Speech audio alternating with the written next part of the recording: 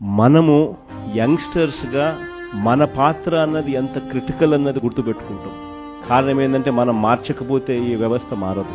మనం మార్చడానికి అడుగులు ముందుకు వేస్తేనే ఈ వ్యవస్థ మారుతుంది. మనం చూసేసి ఉన్నట్టు వదిలేసినామనంటే ఈ వ్యవస్థ ఎప్పటికీ లాగా. మొట్టమొదటిసారిగా అడుగులు పడింది నిజంగా మన టైంలో పడ్డాయని చెప్పి మాత్రం గర్వంగా చెప్పగలుగుతాం.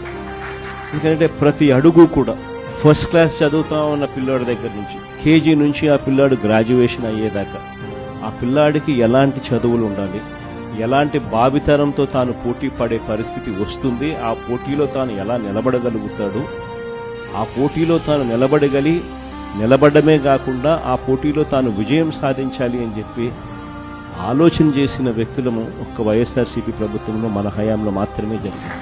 మామూలుగా స్టూడెంట్స్ గురించి ఏ నాయకుడు ఏ రాజకీయ నాయకుడు ఆలోచన చేయడు, ఎందుకంటే వాళ్ళకు ఓటు హక్కు లేదు కదా అనేది ఫస్ట్. కానీ వాళ్ళే రేపొద్దున భవిష్యత్తు అని ఆలోచన చేయగలిగిన వాడు మాత్రమే రాజకీయ నాయకుడు కాదు, లీడర్ అవుతాడు. అలాంటి అడుగులు పడింది వైఎస్ఆర్సీపీ అని నేను గొప్పగా చెప్పగలను.